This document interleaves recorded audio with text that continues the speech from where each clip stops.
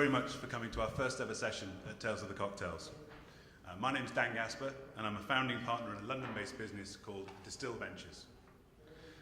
Tales of the Cocktails is an amazing event that Anne, Philip, and the rest of the team have worked tirelessly over the past decade to create. I can't thank them and the judges enough for giving us the opportunity to hold this seminar today. So along the journey, Tales of the Cocktails have become the international melting pot for entrepreneurs, innovators, experts, and that's why we chose Tales for our first ever event. As Philip would probably kill me if I didn't do this, I thought it was important to mention that you can download the app, and we'd very much like you to rate today's panels, seminars, so please do that. So what is Distill Ventures, and why are we at Tales of the Cocktails today?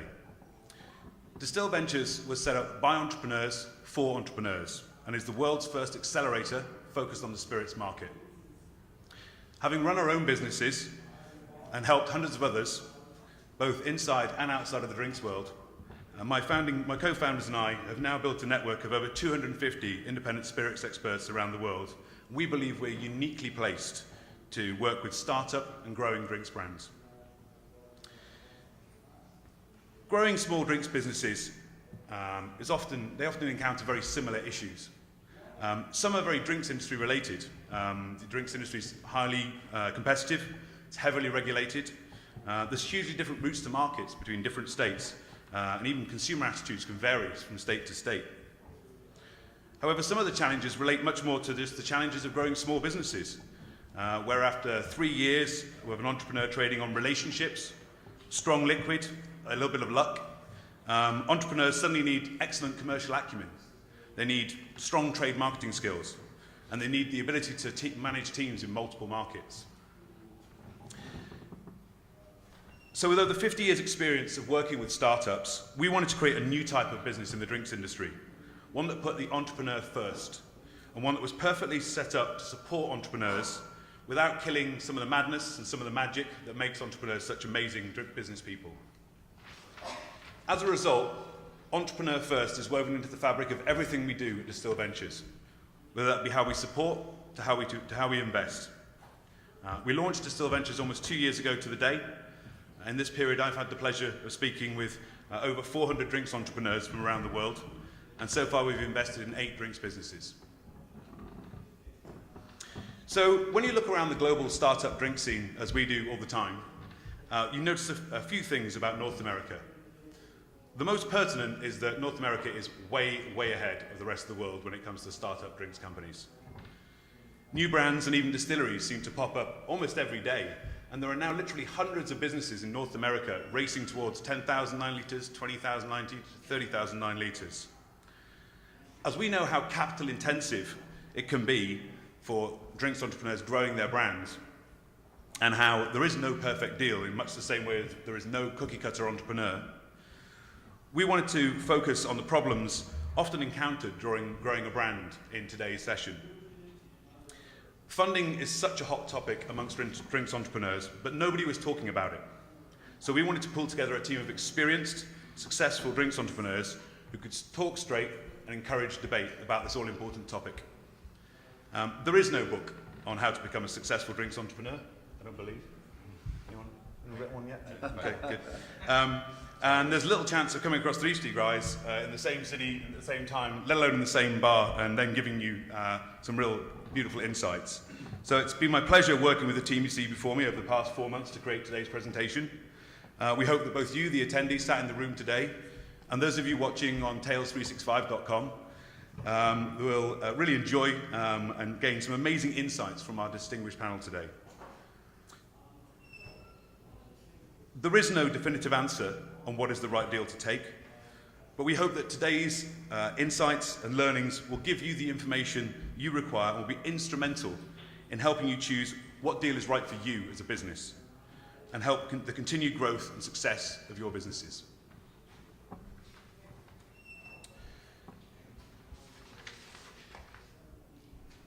So first, I must unfortunately apologise on behalf of Rob Cooper, who, due to a family issue over the weekend, can't join us today. But it's my esteemed pleasure to introduce you to some really great guys Mr. Chip Tate, Mr. Brian Ellison, and Mr. Simon Ford. Perhaps you could introduce yourselves, tell us a little bit about yourselves and your entrepreneurial journeys. Maybe Chip, how do you start? Sure. So, as he said, I'm Chip Tate. I began in distilling, with my own company in 2008 with Balcones. Recently moved out of that to start Tate & Company, as well as Chip Tate Craft Copper Works. So it's basically a joint venture to create stills and create spirits. So we're currently building that and looking forward to producing spirits again this fall. Hi everybody, I'm Brian Ellison. Is this one on? Maybe that one's on. We didn't practice this part. Hey, I'm Brian Ellison. Death Store Spirits is my company. My background actually is economic development, landscape architecture, and was working with some families on a little island out in the middle of Lake Michigan, Washington Island. And we decided to use different ways to grow products and turn them into finished goods as a way to restore an economy on a little island. And we started with bread and baked goods. We made a beer, and then we decided that distilled spirits was a pretty good vehicle for economic development, as people are willing to spend good money on indulgences. So the passage of water between the island and the mainland is Death Store Passage. So that's where we get our name from. We're not just morbid people. And you know, it started with an idea as an experiment. It was nights and weekends for me from basically, well, I was working on it nights and weekends 2005 to about the middle of 2009. And then middle of 2009, I quit my day job and jumped off the cliff and decided to start my own company. So we went from my first year, I sold 150 cases, to this year we're close to 60,000 cases. And it still feels like we're making it up every day. So. Hi, good morning, Simon Ford. I'm the co-founder of a company called the 86 Co. I started working, all I've ever done in my life is this industry. I dropped out of college to work in a wine shop because I couldn't afford the wines that they sold, and it was, but I liked drinking them. I then got poached by a friend who became a lifelong friend to work at a company called Ideal Brands, which was sort of a premier marketing company of spirits at the time in London that was very forward-thinking about engaging the bartender. One of the brands that they had was Plymouth Gin, who I ended up going to work for the best part of my life. Got to launch Plymouth Gin in the US, which is how I ended up here. And in several countries around the world, which led me to working for the Absolute Spirits Company, and then that got purchased by Pernod Ricard, where I ended up being the director of trade marketing. So everything that I've always loved about this industry is involved the bartender, whether what I've done. And after several years with them, I just needed a new challenge, but there was I'll talk about it a little bit more later, but there was just a question that bugged me in my head about the way an approach we had at Pernod to innovation in the marketplace when it concerned bartenders. So it led me to go and do my own thing, and so thus the nightmare began. Dun, dun, dun. Excellent. Thank you very much, gentlemen. So before we start today's presentation, I just wanted to explain a little bit how this session is going to work, as it's a little different from some of the other seminars at Tales. So as this panel is a bit early in the day for a Tales event, we wanted to keep things lively. So over the next hour, you're going to be hearing around 20 of the best insights from our esteemed panel and myself have learned along our collective journeys in drinks. Each panelist will have a few minutes to share their insight. Then before they have too much chance to rant or ramble, you'll hear this noise. An image on screen will change, and the next panelist will be invited up to share their insight. I apologize in advance if any of you have tinnitus. This presentation is probably going to last between 45 minutes to an hour, and then we'll have approximately 25 to 30 minutes at the end for Q&A. So it's at this stage I'd like to invite Miss Antonia Fitizzi to come up to the stage. She's going to be timekeeping, but she's also going to be moderating our Q&A at the end. So thank you very much. and I hope you enjoy the show.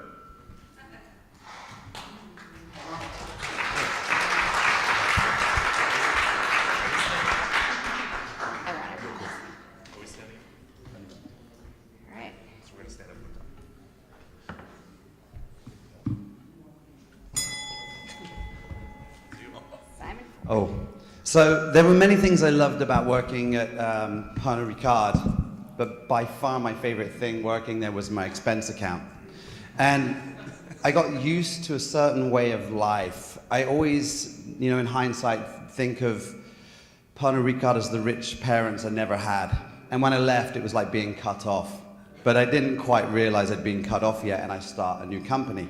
And we raise some capital, and we go out and produce our products, and we're ready to go. Now, we haven't sold a single bottle. In fact, we're having problems getting our labels approved, and we're, nothing's quite going well, and we certainly haven't sold a single bottle.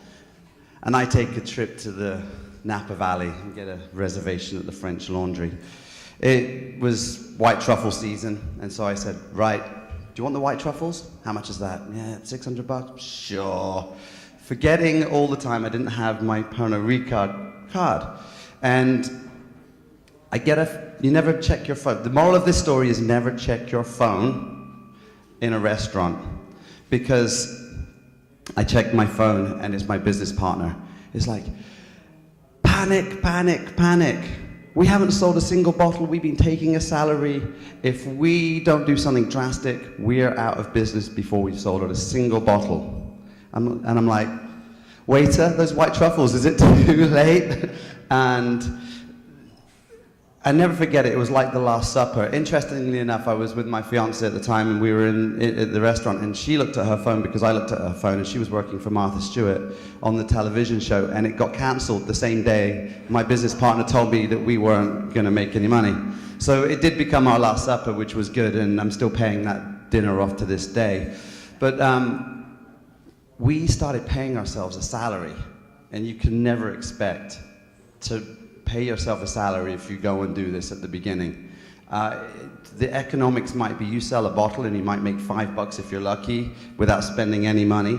Think about that if you're going to pay yourself a salary. So all of the money that people invested at the very beginning, which thankfully was mostly our own savings, so we're sort of paying ourselves, just disappeared, and now we were a company with no money and no product. So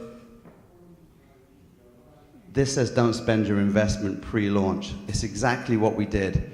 And it meant we had to go out with a business plan and raise more money and give away more equity. So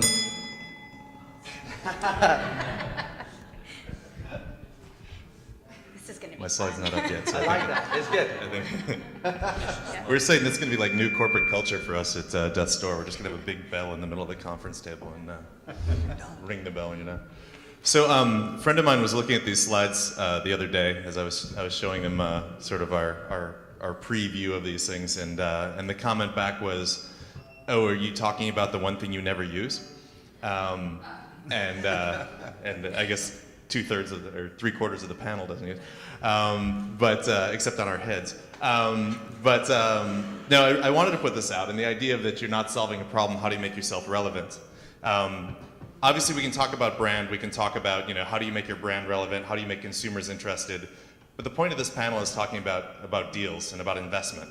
And the thing I wanted to talk about is stop thinking about how are you making your product relevant to a consumer and how are you making your product relevant to an investor.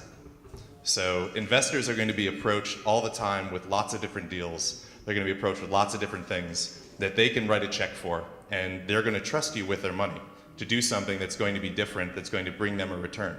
That's your fiduciary responsibility. Therefore, telling them that you're going to have, 2 more botanicals than another gin is not a point of differentiation that's going to compel somebody to write a check. To talk about, we're going to have this really cool bottle that other people don't have. That's not a point of differentiation that's going to get somebody to write a check. So I just wanted to put it out there in this, is that we're not in biotech, we're not in healthcare, we're not there's nobody out there that's saying, my God, I wish somebody would come out with a better gin because I just can't find a gin on the market right now. Tanqueray, he makes a good gin, you know. There's lots of companies, Plymouth makes a great gin. There's lots of companies that have been making great gins for a long time. I talk a lot about gin because obviously we make and sell gin. But just this idea that you have to figure out what it is that you're talking to an investor that's going to compel them to do something more than just think that you're a Me Too sort of brand. And I like the shaving razor analogy because, for God's sakes, we're not shaving razors, right? I mean, you know, we don't need five blades, 6 blades, 12 blades, and then all of a sudden we're going to be the guys that go just to 1 blade. You know, it's the idea that you have to have the full package, and you have to have something compelling that an investor is going to be willing to write a check for.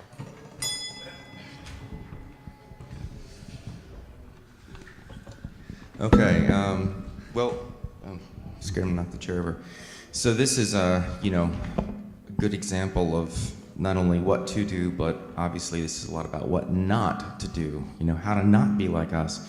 So on the left is what I thought I was doing when I started this little blue corn whiskey thing with balconies, and it turns out on the right was what was actually about to happen, and we didn't really plan for that. Now, the Zen irony here is that, you know, no plan of yours is worth a damn. It will change, but you can't get to the point that it'll change until you have the plan.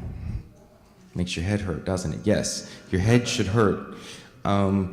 It's very easy at the beginning, so I'll state the obvious. You have to have a good idea. It has to be a solid concept. You have to be able to talk about it. Yes, we all know that. That's critical. But if all that goes well, then what? I mean, seriously, like, how much can you make in that facility? You need to know that. You really actually need to know that. And you need to think about, you know, financially, at what point, once you've discounted all the stuff that you think is going to happen, that's going to take longer than it should and cost more than it should and so forth, what the plan is. Again, knowing that it'll be all wrong. But when you're in the middle of the fray and you're running, you at least have a map to say, okay, well, we're clearly wrong here, so let's go this way. The rest, as far as we know, might be right. So let's keep the rest of that and just, you've got something to shoot at. And that's really critical, not only in terms of actually running the business and founding the business, but to be able to convey that to your team, to your management group, and to your investors, that there is a plan, and we know that we don't know everything, but we've actually thought about this. We're not going to wait till all of a sudden, you know, we get this huge order, and we honestly don't have any idea where we're going to get 10 times as much corn, or the next batch of gin, or what have you. Those are really critical things that are not only just good planning, but they're kind of judging business acumen. And your ability to see those things and talk about those things are going to convey a lot about how ready you are to potentially take this brand forward and not die on the runway, as most do. It's probably the stupidest little things, you know, like landing gear. Like, damn it, I know we forgot something. But it's important. It's really important. So anyway, that's, I don't know if I have fewer slides and more time to talk, but yeah, that's definitely something. So the final point I would make about that is when it comes to the deal, as we're here to talk about, you really need to think about when you need more money than you think you will, not if, when you need more money, like what's the plan? And think very hard too, as you're setting up your initial deals, there are many deals that preclude future deals. So if you're taking on an investor and that person has the vast majority of the money involved and you're going to get bank loans, are they willing to co-sign? That's the sort of thing that may not have come up yet depending on the amount of money involved, but it will.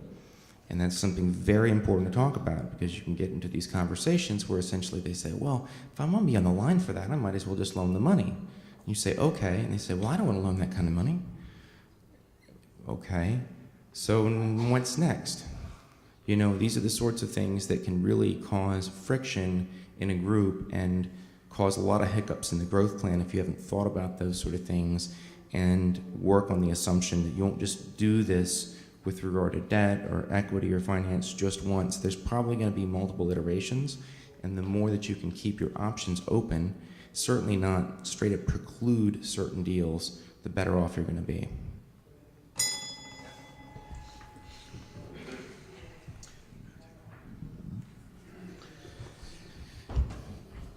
So this next slide is called the Golden Years, and it's all about how to best use your first few years as a new brand. So I'm going to let you into a little secret.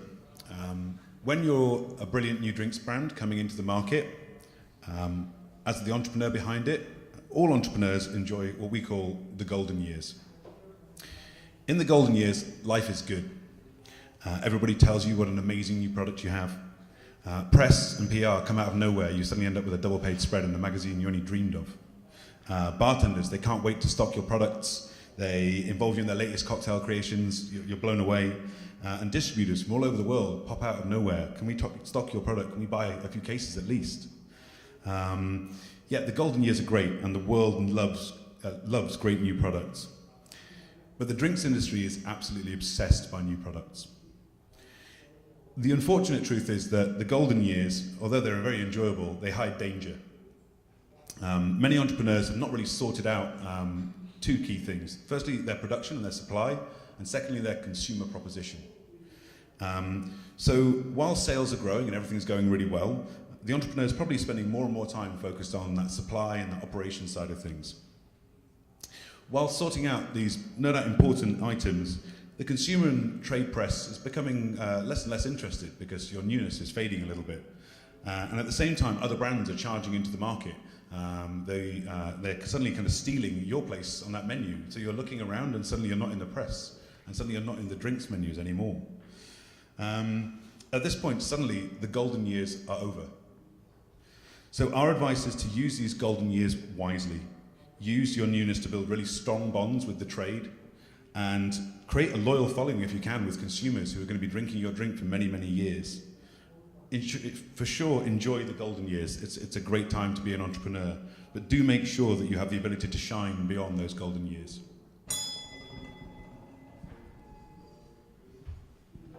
I'm back. Hello. The dead don't represent themselves. I don't mean for this to be horribly cynical, but it kind of plays off with the golden years that we all believe that we have these amazing products that nobody else has ever brought forward in the world, and that they're truly unique, and your selling proposition is unlike any other, and you're going to go out there and you're gonna kill it.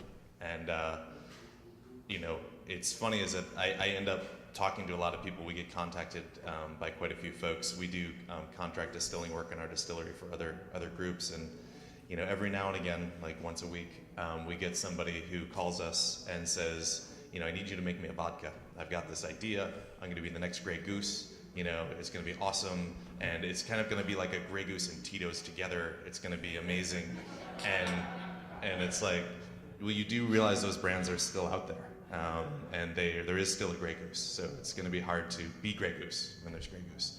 And the point being is that, you know, we all have these wild plans. But I think sometimes it's very easy to lop off actually what it would be, I don't know the exact percentage, but I think roughly it's about 99% of all brands that are ever brought out into the world are dead. 1% make it. And so I think it's very easy for us to lop off that 99% and say, well, let's look at all of the ones that are winning and let's build a plan that we're gonna be winners. And I think it's great, but I think at the same time, you have to, especially when you're talking about using other people's money, you have to put together the pragmatic crash and burn plan. If this doesn't work, if this doesn't go this way, this is what we're going to do next. You know, it's the idea that you have to have more than one plan because, as Chip said earlier, that plan's not going to work anyway. So make sure that people know what you're going to do, and make sure that you know what, not only what success is going to look like, but you also are knowing what failure might look like and how you're going to avoid that. You know, a lot of times people say, you know, I don't know how you do it. You travel around, you know, 3 weeks a month, you're hopping around to different cities, you're going to different events, you're going out. I mean, I know you guys know this life too. It's like, you go out, it's like, oh, it must be so much fun. And it's like, yeah, but you don't see me at 6 o'clock in the morning, you know, after getting home at 2 a.m., you know, going through payroll, going through looking at insurance reviews, you know, talking to my distillers before they start their shift and make sure that things are ready to go. And you know, it's all those components that that make up sort of the entrepreneurial experience. And people say, how do you keep going? And I say, fear. Okay, love your distributors. I think that this is the question I get asked the most by other entrepreneurs asking me about our business.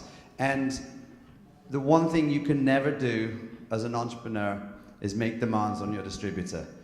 People think you can go in to your distributor and say, sell 1,000 cases for us. And that can't happen. You have no leverage yet. You have no huge marketing spends. You have no money to do that. There's no billboards. You have no consumer base. The distributor has got nothing to work with, so you cannot make the demands. My advice is you have to know going in that you're going to be doing the work yourself. You're going to be getting those sales yourself. And once you've got your first level of sales, then you can go back and talk to your distributor who's been delivering your product, who's been noticing you grow your business, and you can say, look what we did.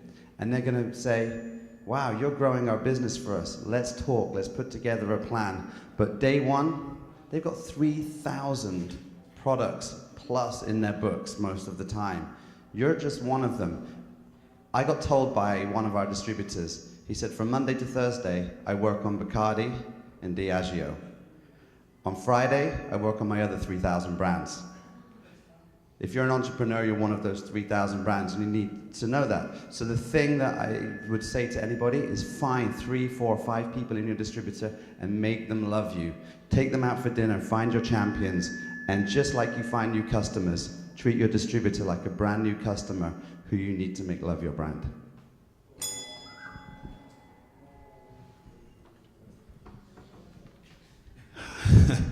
Yeah, I got to find another name for this one, but so the escalator of death is all about why maintaining momentum is so important.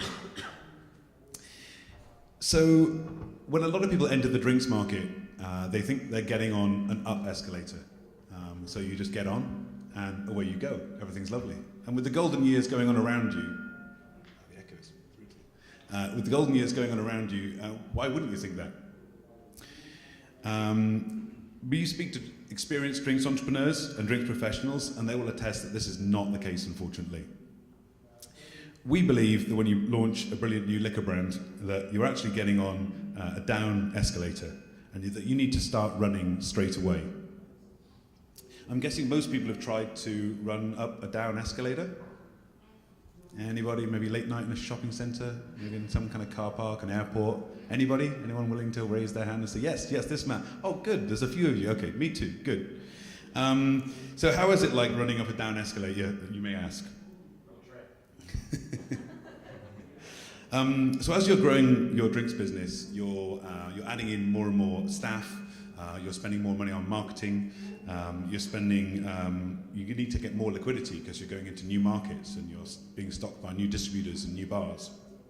And this is where our analogy takes hold, because you're going to need to have more resource and more investment in order to do all those things.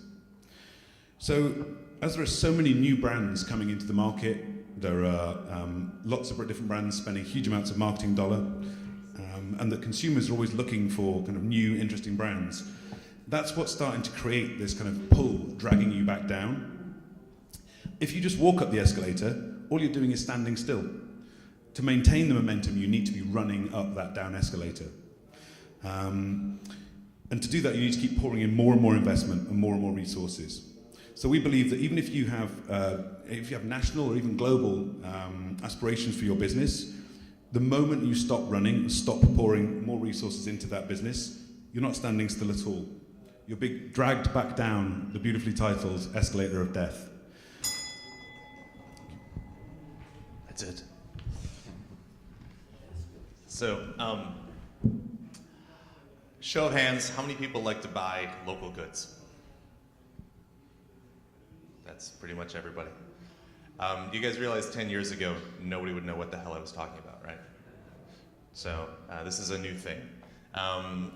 How many people have bought a local good? Again, show of hands. How many people bought a local good that they're like, wow, this sucks? Yeah. How many people bought that product again? Yeah. That's kind of it. I can drop the mic.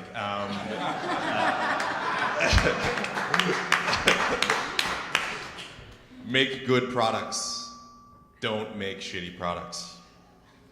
People ask me this. I get interviewed in a local Madison paper, and if anybody's been to Madison, you know it's like granola, lots of fruits and nuts. People are very into the environment and the locality and localism. And this reporter was like, well, what could you give advice for people, about starting a local business? And I'm like, don't make shitty products. She's like, well, I can't put that in the paper. I'm like, don't make lousy products. So I just thought it was fun. I found some stuff that were sort of local things. My dad's nuts, I thought was a nice one, that you could get some spiced nuts that remind this guy of his dad. There's a homemade jam, black raspberry, that tastes like grandma. So the idea, you gotta think about the fact that when you're going out and selling your product, you need to make an exceptional product, and that the fact that product's exceptional will be taken for granted. That's just, you're not even in the door if it's not exceptional. The other is that if you're going to your investors and you're saying, I'm going to create a local product, I'm going to create a product that's based on locality and based on localism, and I'm going to go around and talk to, I've got this many bars that are in this proximity to our distillery or to our facility, this is what our target area is going to be, recognize that there will be bars and restaurants that are the closest one to your house that will not carry your product. And there will be reasons that they carry it that are incredibly stupid. And the reality of it is it is not a viable business model to say, I am going to go to these places and I am going to harass them and shame them until they pick up my local product.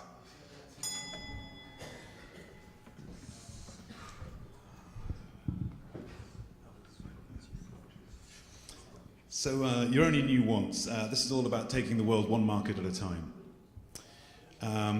So does everybody know where Belgium is? Show your hands. It's good for you. Okay. Is any of you running a distribution business in Belgium? One of you. Damn it. Maybe change some country. And just to finish that off, do any of you have any friends who are running distribution businesses in Belgium? Okay. This is going to be difficult. Okay, so when you take investment, you generally have to give away equity. That's how it works. So we believe it's really important that drinks entrepreneurs focus on how to get their brand to sell itself in the early days.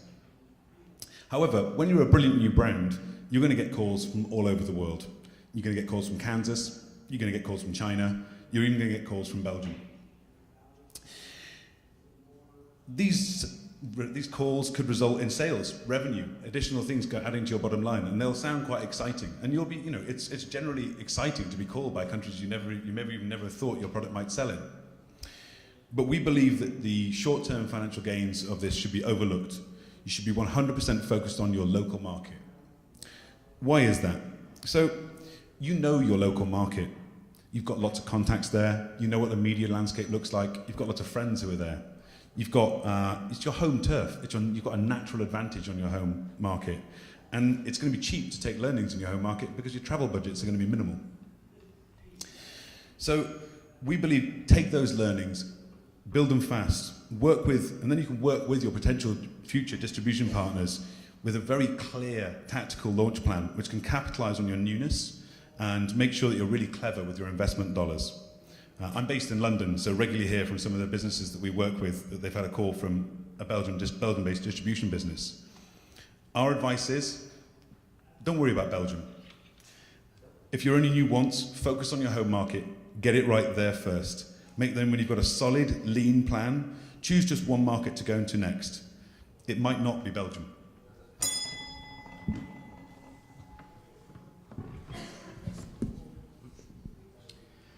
Okay, so this is one of those kind of obvious slides. Yes, you should not focus on unimportant things. I'm sure everyone would agree with that. But add a little more color to that. First of all, I want to point out, since I have fewer slides, I can reiterate, there's some real patterns here that I'm sure you're picking up on. And one of these is kind of a reflection on the experience that you're about to go through with being an entrepreneur. And So, see images of the escalator of death and fires and running and, what are we getting at here? There's a reason that firefighters drill. There's a reason that you do the stupid little thing where the fire alarm goes off and you walk outside and all that. And it's all very boring, but of course the idea is that when stuff happens in a way that you can't predict, that you've got some idea of what's going to go on. This is the mindset that you have to be in. This is kind of the point that we're getting at, that you're going to have to get all this planned out. And one of those really fundamental principles is make sure that you understand why people buy what you sell. You'd be amazed how many people can't give you a straight answer when you say, why do people buy what you sell? It's not really a hard question, but you're going to have a lot of problems if you can't answer it. You've got to make sure that you get clear on that in your own mind, because once you really get that clear, it's going to help you focus everything else. There's something general here that comes to focus I want to point out too. And the biggest thing is both with regard to the business plan and your conversations with investors and the business itself, there's a whole lot of, I'll call it zooming in and zooming out. So this is what I mean on the focus. So it's fundamentally important, for instance, to go to a big sales meeting in, not Belgium, somewhere else. And for God's sakes, not Belgium. Not Belgium, obviously. Luxembourg. So big sales meeting in Luxembourg. And, it's the nature of an entrepreneur when talking to investors, when going to this thing, that you're 100% present in that moment, and you are focused in on every little detail and understanding and really hearing what people are saying. And the moment you walk away from that, you zoom back out. That's the hard part. Don't forget that no one else is doing your job. There may be other people that can do sales, maybe not. Depends on how the organization is constructed. But if you're responsible for sales or for financial planning or whatever, that when the bottling machine breaks or whatever, that's extremely important, and you need to do what you can to make sure that it gets fixed. You need to do only what you must to make sure it gets fixed, and then go back to doing your job, because no one else is doing your job. And when all of a sudden you come up short on paychecks, they'll remind you that no one else was doing your job. These are the sorts of things that you really need to do. You'll get pulled in so many directions by so many different people.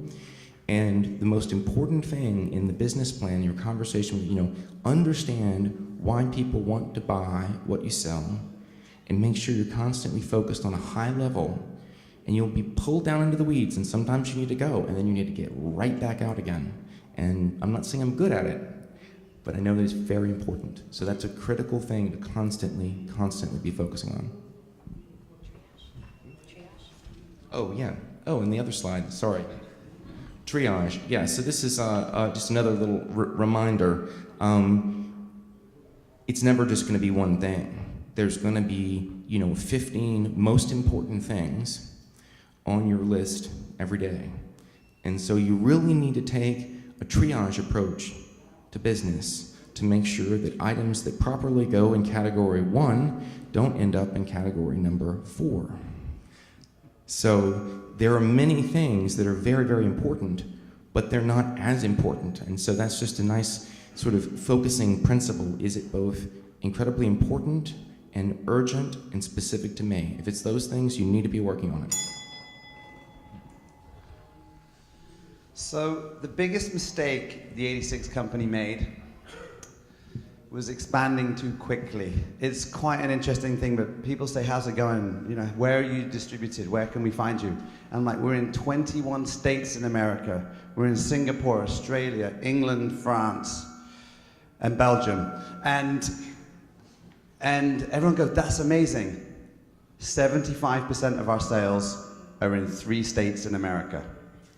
And they're the states that are driving the profit, and we have states out there that are losing money. In fact, we set up a state in Oklahoma, and we sent some product there.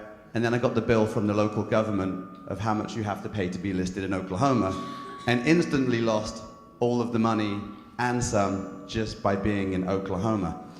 And when a company like this Diageo or anybody looks at your company and your business, if you're wanting to sell your company, they look at expansion as not growth of business, because anyone can open up a new market and get an initial amount of sales because you're new, but it doesn't mean you can continue growing. So you need to get it right. Tito's is a great example. He went massive in Texas before he even expanded to another state. He owned Texas, and now he could fund his business growth everywhere else. It's an amazing model. I went to a talk of an entrepreneur who started something called Vitamin Water, and he sold his company for $4.2 billion.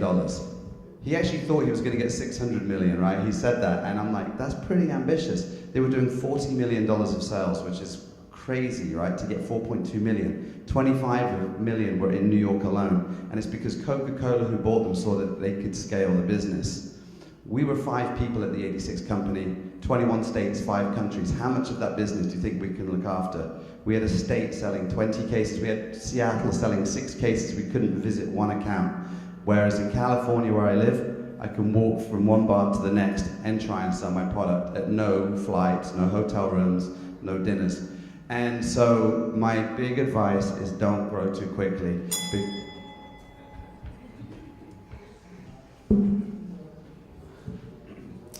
So go deep, not wide. Go deep, not wide is all about how to focus and minimize the investment that you require, which I think I'm probably going to cover off some of the points that Simon's just covered off. Here we go. So running an exit strategy focused drinks business, your marketing budget and your sales budget are probably the 2 biggest spends that you're going to come across in your time. So the more you spend on these things, the more investment you're going to need, and potentially the higher dilution that's going to happen in your business as a founder. So effective spending is absolutely key to maximising the exit value of your business. So drinks entrepreneurs often have an idea of the perfect drinker. When you're creating your brand, you know exactly what that person looks like, where they're going to be, what occasion they're drinking at. However, a lot of drinks entrepreneurs that we come across are not quite so focused. And they're kind of taking a scattergun approach to try to sell to just about anybody they could think of that might be interested in their beverage. This is no lie, but we had one gentleman who came in to explain that his drink was a wonderful aperitif, but it was also a wonderful digestif. It was great with food. It was great on the rocks. It was good in cocktails, and actually, strangely, it could make really interesting salad dressing. So our view is to focus, focus, focus. Begin by trying out some different routes for sure. Figure out how to get to that perfect consumer in a manageable and measurable way. But once you've found that, just focus on that one opportunity. Why is this so important? 2 reasons. Firstly, the less investment you need, the more you're going to give, the less you're going to give away in getting to scale. And perhaps even more so is that if you figured out this really clever way of getting to consumers, whoever comes to buy you is going to see that as one of the most valuable assets that you have. So go deep, not wide. Stay on target and reap the benefits. Cute picture. The little elephant's cute. Dan put this one together, and I was like, really, this is what we're showing? I'd say the big elephant, though, is the Liquor Control Board of Ontario. So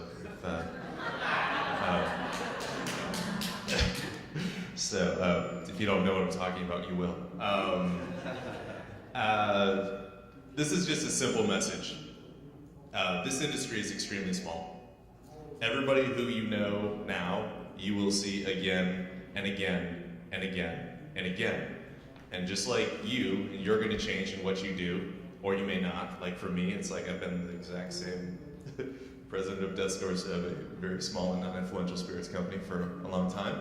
And you know, you'll find that sales reps become district managers. You find bartenders become distributor sales reps. You find suppliers that you were fierce competitors with all of a sudden are your brand manager for a distributor. People hop around and people stay in this industry. It's a small pool. This is driving me crazy.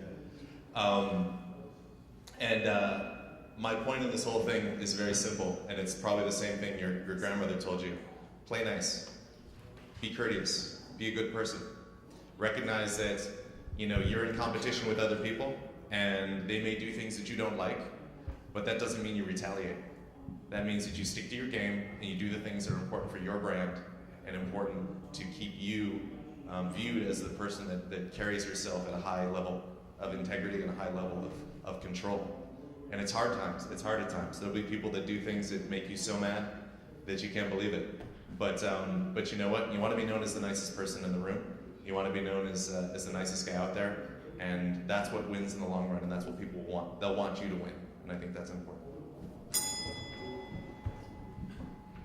So one of the best bits of advice, not the best bits of advice I had, but was given is, it will take you twice as long as you think it will. It actually took us about 5 times longer than I thought it would. And it will cost you twice as much as you think it will. And it's because, and I have to say, if I relate it back to being at Pernod Ricard or any of the other companies, there were departments I didn't even know existed when I was building brands at Pernod Ricard. I was like, you get your product, and you sell it, and you have your marketing and your sales budget. I didn't think about the taxes that needed to be paid before your product got, left the warehouse. And I'm going to give you an example. Even to this day, we got our biggest order last week, and the email came from the CEO of the 86 company going, great news, biggest order of the 86 company's history. You need to pat yourselves on the back.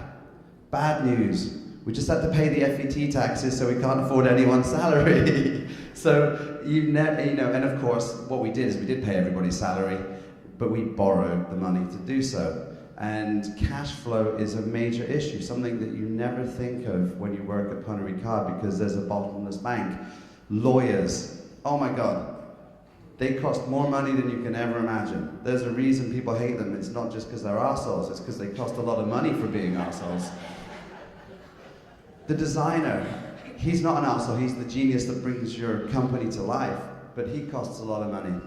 The caps that are delayed, I'm going to give you one quick story before the bell should go, but the government shut down. I don't know if you remember that moment, right? But the port shut down, and it's like when you have frequent flyer miles, you get in quicker, right, in these situations. So Apple has 2 million letter R's coming for their keypads. That goes first. Your small company, it sits. My friend's beer company went out of business because $500,000 worth of product went off because of the government shutdown. The irresponsibilities of politics, right? Our product was stuck there for so long, 3-4 months, that we lost 3-4 months of business and went from our nice little growth to 0 again and had to start again. And of course, that wasn't in our business plan. You will always need more money, sadly.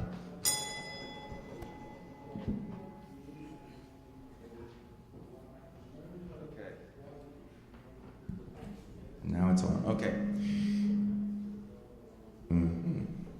So, I promise for many different reasons we're not going to start talking about, subordinated convertible debentures or anything else like that really kind of is too complicated and not necessarily even applicable, but there are some key principles that we will touch on, though. The money point Simon made is a hard one, but it's absolutely true. I mean, you spend a few $100,000 here, $1 million there. After a while, it really adds up, and you're gonna have to think about that. It is ridiculously expensive to be successful, not just to be unsuccessful. And so there's lots of different ways to do that, but just don't forget early on that while equity people need to be involved, that the earlier you are in the company, the more expensive that is in many, many, many different regards. So it's not just the simplest math, right? Somebody gives you $100 for 10% of your company, you know what your company's worth, okay, fine. But on what terms? On what kind of control? That's not just about your personal financial future, it's about you're all in this together, hopefully, to make the thing work, whatever that means. And so there's going to be more stuff, meaning maybe there's going to be a new round, or maybe there's going to be a new market, or whatever. There's going to be all kinds of unanticipated stuff. And the earlier it is that you go into this equity bed, the harder it is to get decent terms that if you get bad terms could make it almost impossible to restructure the whole deal later. And then you're faced with this problem of your growth threatening to kill you because basically the old deal won't work and you can't get a new deal. So how do you fix this? Well, you can't really. I mean, obviously each case is specific, but it's just something to be very thoughtful about because it sounds like such a sweet deal, right? Because you've got this like made up thing, right? So we've got ABC Spirits Company, hereby founded, approved. Okay, he's gonna give me $1 million for 20% of this thing. Sounds amazing. And so what's there to lose, right? Well, maybe nothing. But you gotta really think about the future in terms of what you're gonna need. Also, get good advice. There are very few people to give you good advice, but there's not just common equity out there, okay? There's many different ways to do deals. So the last bit I'll finish with is get good advice and be as clear as possible. So use your ignorance, even if you're not ignorant, to negotiate with people, okay? So investors will always say, look, any reasonable investor is gonna want, and they're gonna fill in the blank with something. And you ask 12 guys, you're gonna get 13 answers to that. So rather than basically be saying, no, you're stupid, you say, well, I wouldn't know about that, but do understand that this is important to you. And that's really all we're talking about. This is what you need. Well, this is what I need. And there's going to be a lot of negotiation in terms of trying to get flexible terms that you can really work with over time. So this is just sort of an add-on to what Simon was saying. The structure of the deal, especially the debt equity and all of that, is going to dictate what's even possible outside of simply the fact that people want to pay you money for your product, which is fundamental. So this is my stand-in slide for Rob Cooper. This is one of his, and I said I'd take it and talk about it. It's an interesting one for me to talk about because I will admit it's one of the things that I have the most trouble with. We talk about it in my company, and we refer to it as founderitis, and we sometimes have rampant cases of it. Other times it sort of goes back down and then flares back up at moments. But as the founder of the company, I can totally get in the way, and I do that at times. And I think that I can't give you the advice as this is what I did. I can only give you advice as this is what I see now. Is that when you're bringing in investors and when you're putting together your plan, you need to have the plan as to how you're going to build your team. Either you need to start with a team, you need to talk about how you're going to grow that team, what are the next logical steps, and how that team's going to change. The other is you need to have the conversation if you're coming in with partners of what if this isn't working? How are we going to change things? What if you want to leave? What if I want to leave? How are those things going to come together? Because I think what happens is everything happens, and it's been hard for me because at times I'll get very excited. I'll be working on something, working with my guys. We'll put in a long day, and it's like, all right, let's just stay and work for 6 more hours, and we'll just get this done.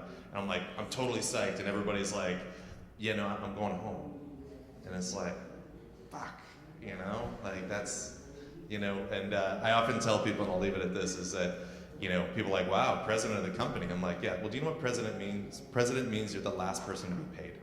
And that's really what it means, is you care for everybody else first. So make sure when you're building your company, you're also thinking about how you're building your team and making sure that you're putting your people forward and putting your people first.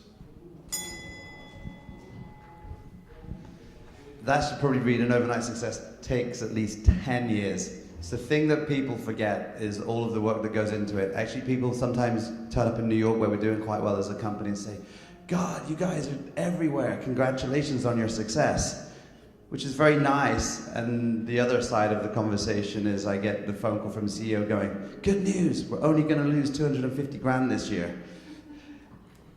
When we started the 86 company, it was 2007. Our first product arrived in 2012. By 2013, we managed to get our first couple of distribution deals. We've been growing and growing, trying, our distribution ever since then. This is one of those other bits of advice that I was given that I'm passing on. When you start a business, the very first year, you learn all of the things you learn that you don't know anything that you thought you knew. And if you survive, you're lucky. Year 2, you've got to start learning all of those things that you didn't know. And if you survive, you're lucky. Year 3 is when you start implementing them. And if you survive, I think you've got a good chance to go into year 4 and start building your business. And that's the time after developing your products, which for us took 6 years. So don't give up your jobs until you've got a product in hand, which is what I did. You know, I remember the day I got it in my hand. It was actually at Tales of the Cocktail. First time I saw a bottle of 86, and the next week I handed my notice in. I knew that at that point I could go out and start selling product. The next story I tell would actually share with you later in the seminar will be why I shouldn't have given up my job.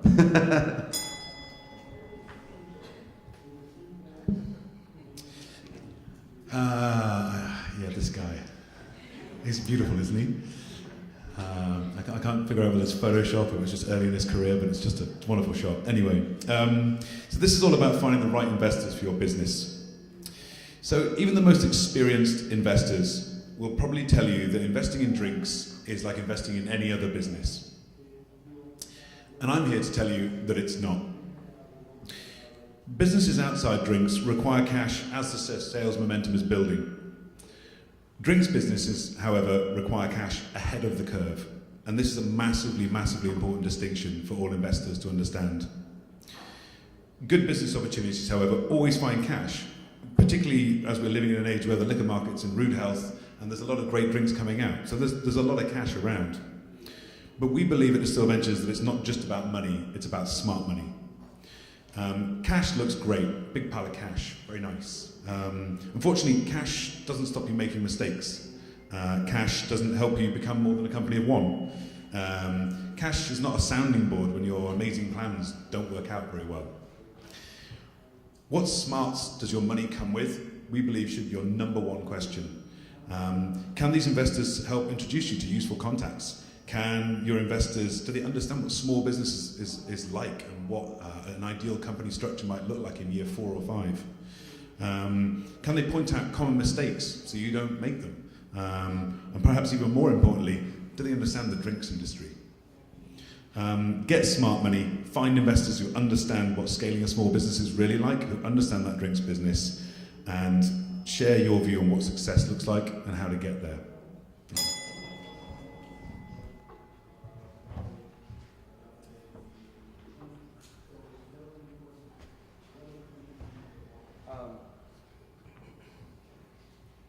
Right. So, you know, this is related to several of the last points. So one thing that should be noted briefly that's pretty obvious probably, but that depending on what type of business you're looking at, that is, there's some people building just brands, which is fine, meaning they have a source of product and they're developing a concept and a package. There's some people like Brian and I on the other end that are building distilleries, which is a very different sort of thing. And you need to be keenly aware of which camp you're in. Because, for instance, if you're more infrastructure intensive, these things can get quite tricky, and you'd be shocked at how few people out there actually have a clue as to how to help you on these things. I mean, not a clue. They'll be off by a factor of 5 or 10, either direction. And you're like, seriously? Like, you built me $1 million house. You said it was going to be $100,000. That's different. You know, it's that moment in Office Space where they get the decimal wrong and they start taking way too much money out of the account. It's not a small detail, Michael. Well, this will happen. And you've got to be super, super careful in looking at, if you're in the marketing end of things, trying to understand salaries and costs connecting to salaries and all of that, and really multiplying that out, because it adds up a lot faster than you think it will, or in addition to, on the capital side of requirements, meaning capital expenditures in the traditional accounting sense. This is morbid, you know, detail stuff, but it's really important to understand that, because especially when it comes to thinking about debt and equity and all of that, some of those things are critically important to certain types, particularly debt people, particularly banks. They really just don't have any sense of humor at all, or any understanding. They just don't give a crap. So here's a really important principle, okay? You must lie, okay? You must lie. Never, ever tell them the truth. Because the truth, as you know it, is a lie, okay? Because they told you called the company for the bottling machine, and they told you this. Yeah, but it needed a thing with the guy, and then we had to, whatever. So just bump it up 30%. You're not lying, you're just telling the actual version of the truth. So when it comes in only 20% more expensive than they promised you, you're a hero. You see how that works? Now, did you spend any less money? No. But just don't ever forget that this is a confidence game. So that sounds kind of like a confidence scam. There can be but the critical thing is you can have the absolute best of intentions. In other words, do all your due diligence to get all of the information and convey all that information to other people, which is what you should do, right? Well, you've got to find ways to mitigate that, because it is going to cost more than that. And if you promise up here and you deliver here, oh my God, she's so amazing. And if you promise here and deliver here, well, you know. So we're ready to go after several years of development, the 86 company, and our first product was Carne Brava rum. Our shiny new product was so happy, and we get our approval, and we go out and we sell the first couple of cases. It was a really exciting time. We had our labels approved, and then they decided to rescind that label approval. And the government owns your product, really, until you pay your taxes and they decide to release it. It was a really interesting moment because, of course, there we all were, thinking we were about to get a business started, and we couldn't, because our philosophy at the 86 company is to put nothing but useful and honest information on the labels. And because we're geeks, we all come to Tales of the Cocktail. You wouldn't be here if you weren't a geek too. We're like, this is the ABV that we put it into the barrel, and this is the ABV that it comes out of the barrel on this batch, and it was all these ABVs. And they said all of your ABVs are confusing. So we're rescinding your label approval. You can't have your product. We had no money, and we didn't know what to do. To relabel it was going to cost us 10 grand, peel off all the labels, get new labels printed, and so on.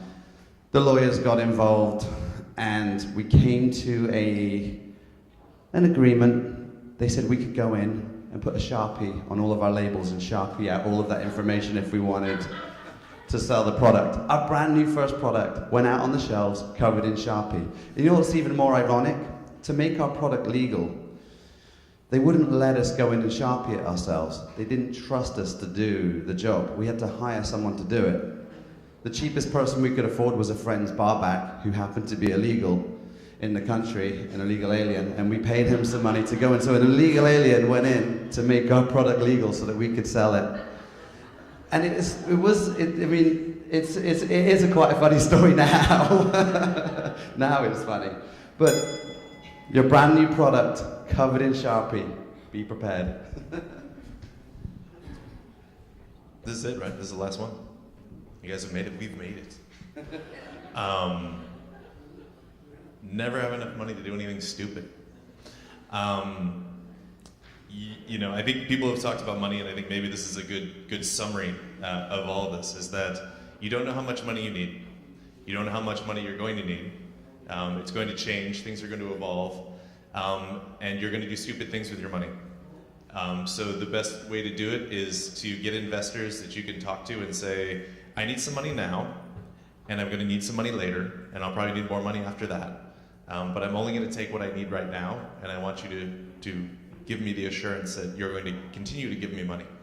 Don't grab everything all at once, because the reality of it is, if you've got a few $1 million sitting in the bank, all of a sudden all these stupid things that you never thought you would do sound really, really attractive.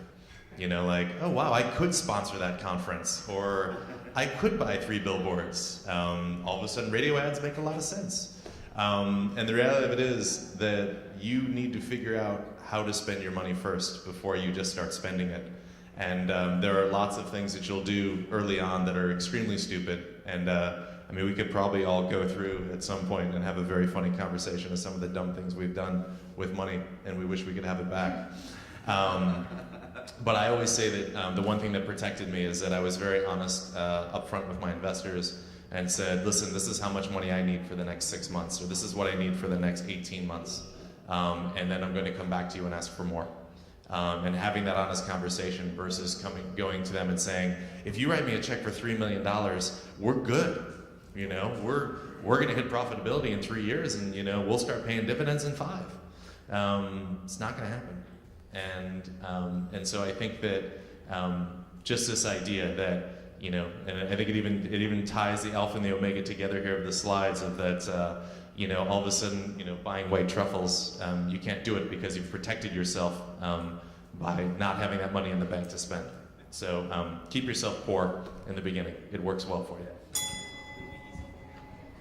All right, gentlemen, thank you very much for sharing your insights today. Audience, I could see on your faces the disappointment when I had to cut a few of them off, and I'm sure that you can appreciate I probably lost a few friends today.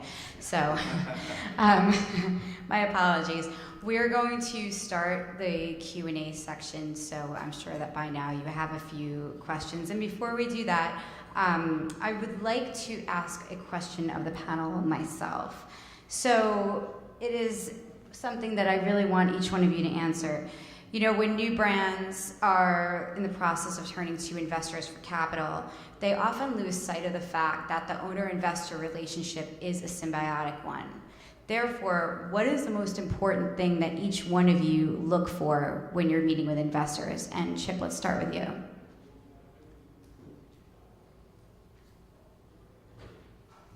Okay, well, obviously this is going to be a contextual question depending on exactly what sort of brand, but you can extrapolate. I think the best thing would be a appreciation, a deep, true appreciation of the value of the thing that's being sold. That's not necessarily the same as knowledge, okay? A person doesn't need to be an expert, and that can be dangerous in itself, but you want to see that they're willing and able to draw a line between what they know and what they don't. There is a phenomenon that happens when you write a check investing yourself in a given business. There's something in your mind, it's kind of like buying the billboards, where all of a sudden you think you have valuable opinions about whiskey, when just the moment before you didn't have a clue about whiskey. But now you're in the whiskey business, so you must have good things to say about what one should do. You know, it's going to happen, but finding someone who can say, hey, I don't really know much about that, that is a good sign, because many investor types are master of the universe kind of characters, and, you know, you kind of get that, but you don't want them coming in and saying, hey, I got this new proofing idea, and you're like, that's a horrible idea. But anyway, you know, it's very much like dating. Like, you're just trying to figure out what really makes these people tick, because that's where you can sort the rest of the details out later. Oh, sorry, Brian, go ahead. Okay. I was going to say the beard's 3 off, just Yeah. just to see a beard. I always say that the first round of your financing should incorporate the 3 Fs, friends, family, and fools. Because that's who's going to write you a check. And I'm being kind of more than half serious about that. There is I think everybody has this idea of what it feels like to get money from people, and it's not what you think. It sucks. It's amazingly scary. It feels really good for about 15 minutes, and then you're like, oh fuck, I gotta do this. This is real. And so along those lines, I would say when looking for investors, it was first off finding people that I knew were willing to invest in me. And it wasn't about the brand, it wasn't about the product, it wasn't about anything other than the fact that they believed that I was going to do everything in my power to try and make this thing a success. And I think that that's the important thing, is it's not the technology, it's not the packaging, it's not any of the hard goods that are actually going to make your product work. It's the soft goods. It's your ability to lead. It's your ability to grow and do those things. So, you know, investors are strange bunches, but the only other one I would say, and it's probably a little bit more pragmatic, make sure all your investors are accredited.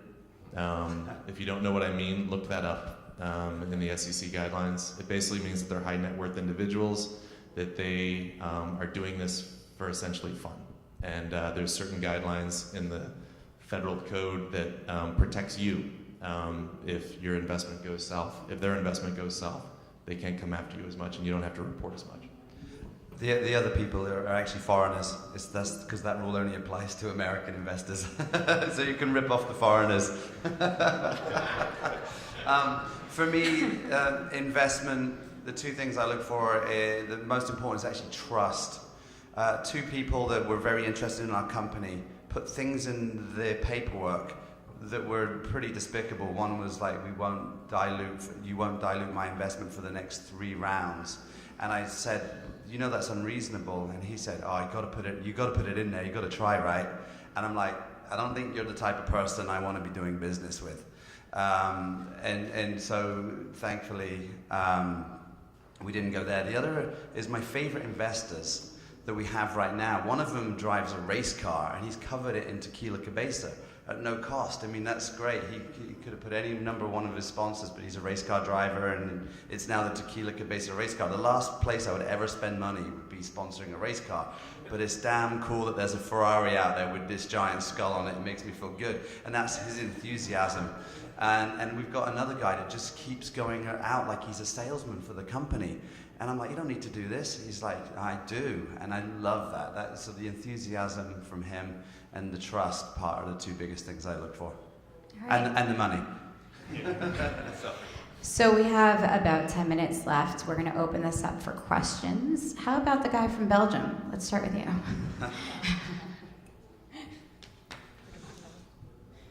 Thank you very much. My name is Juan Francisco, and I'm the owner of a beautiful brand. It's 1921 Tequila. And I want to congratulate you, because just what you have been saying is what I have been living for the last 20 years. And I can tell you, yes, it's very hard the way. But I think right now we are in the position to accept investors. And we have tried to get them, but they always come from Wall Street or guys from the oil industry, and we just don't want that kind of investors with us. We are looking for, as you said, Dan, the right investor, because if you don't have somebody who is going to help you with contacts, with distribution networks, or any kind of pull in the industry, I think we will end up with that. As you said, Simon, is you're going to hate those investors at the third day. So my question is, where do you find a good investor? Right. Sure.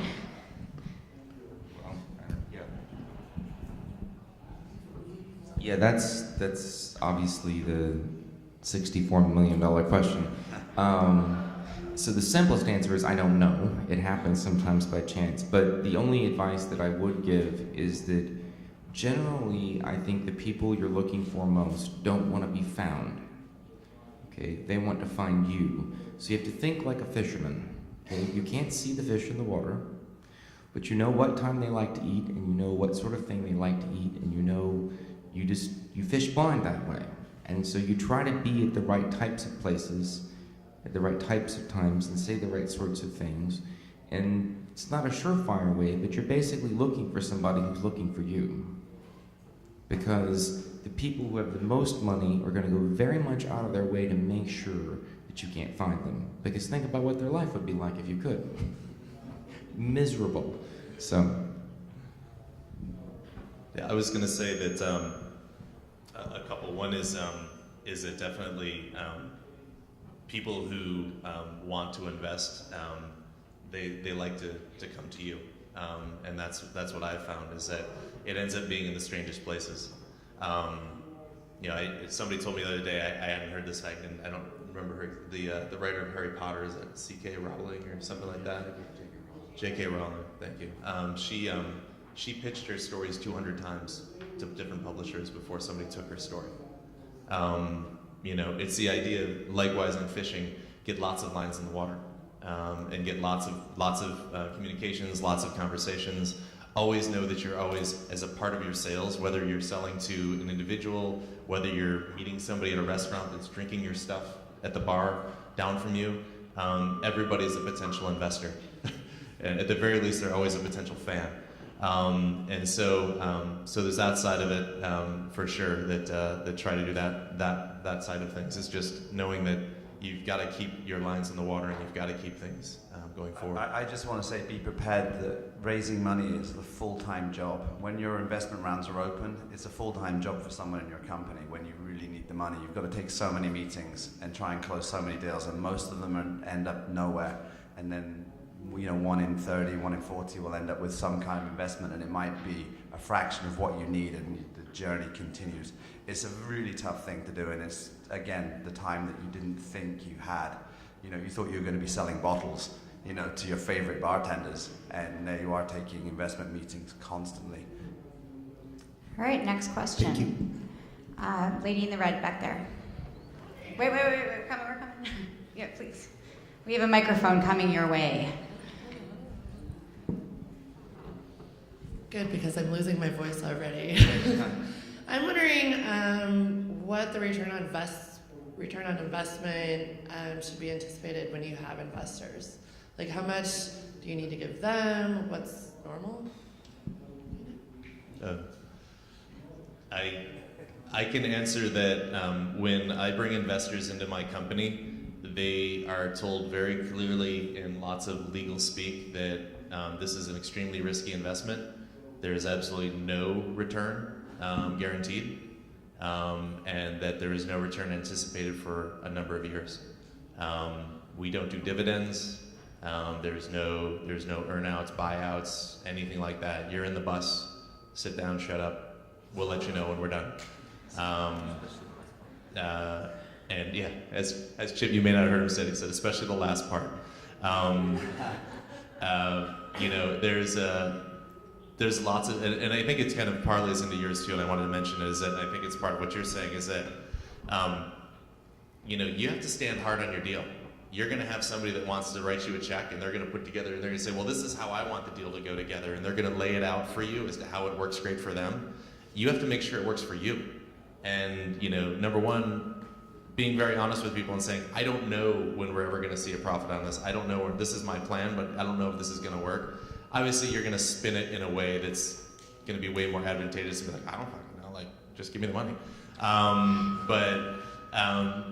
But really being upfront with people and saying that this is a venture, and you're going to be a partner in this adventure, and we don't know where it's going to go, but there could be tremendous rewards, and we're going to do everything we possibly can to try and make this as best as possible. If you look at industry statistics, the return on investment when a spirits company buys is so much more than average companies. It's 10x, it's 20x sometimes. It's ridiculous, and other companies would probably go for 2, 3x. Booze customers are really loyal customers.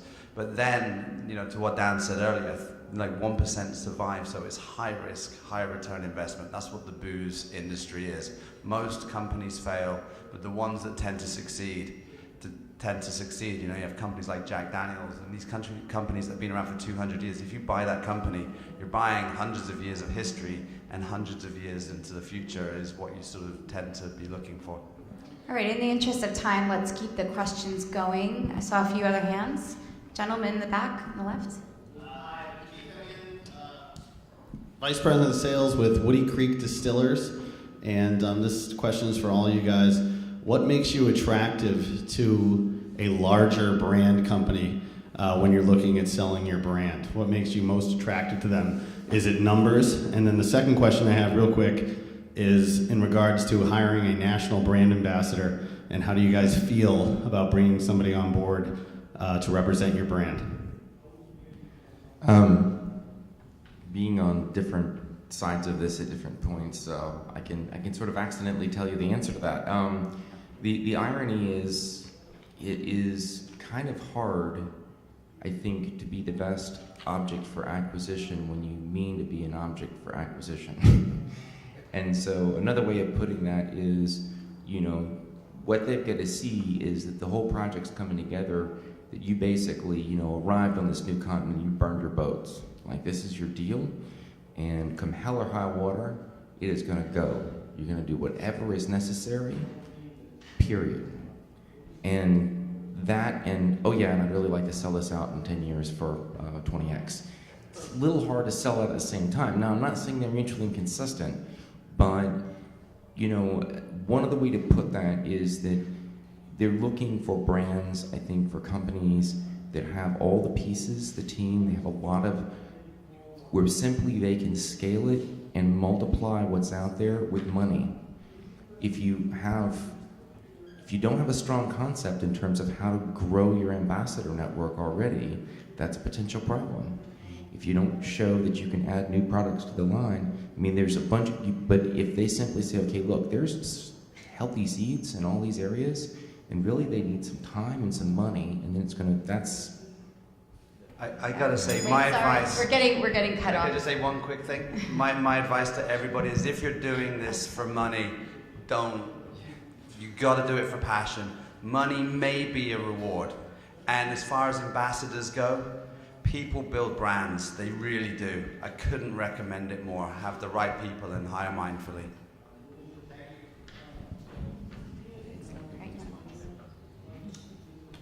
We have time for one more question. The lady up in the red. We've got a lot of red ladies today asking Yeah, questions. well, the other one was pink, but I misidentified her. Sorry. I just want to thank you guys, because this has been very informative. My biggest question is, upon talking to a lot of small craft distilleries that are popping up in Canada, is the thing that seems to be happening, from my opinion, is they surround themselves with yes people. So even though the product might not be the utmost best and they're selling it way too expensive, they're getting so much group speak from the people surrounding them that yes, this is fantastic, and yes, you can sell it for $150 a bottle. So how do you, as people that have gone through this, stop yourself from being surrounded by those yes people? I don't know. They tell me everything's okay.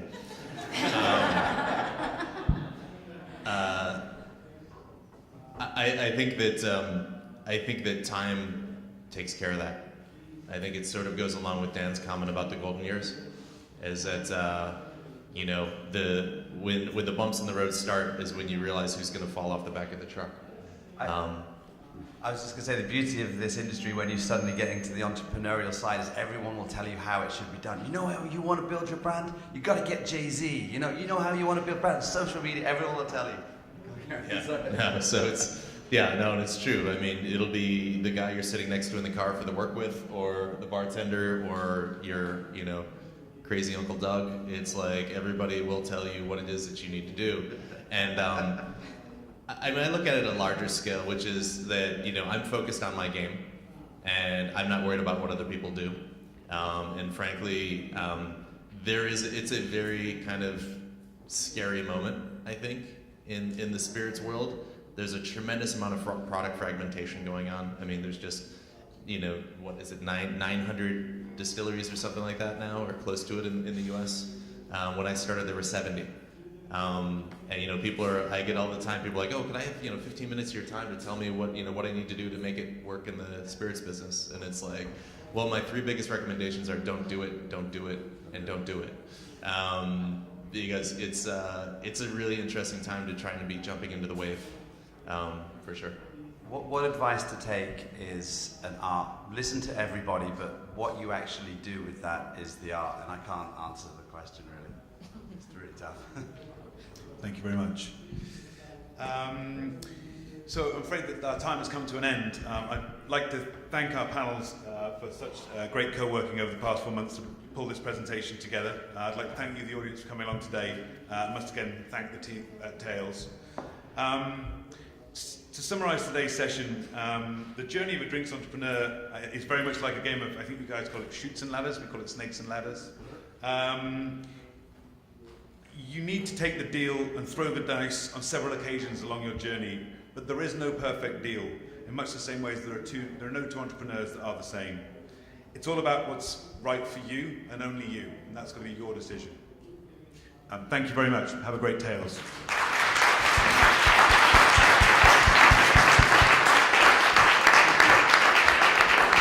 Hey, if you guys aren't tired of clapping, this guy up here, the third of the tall, balding white guys, Dan Gasper, you believe it or not, these panels take a lot to put together, and we've been working 4 months on this. Dan has been corralling us like cats, trying to get us to answer emails, put them together. I think the best thing you guys could do is go online, do a review, and give Dan the best review you possibly can, because he did a phenomenal job. Thank you guys. Thank you very much.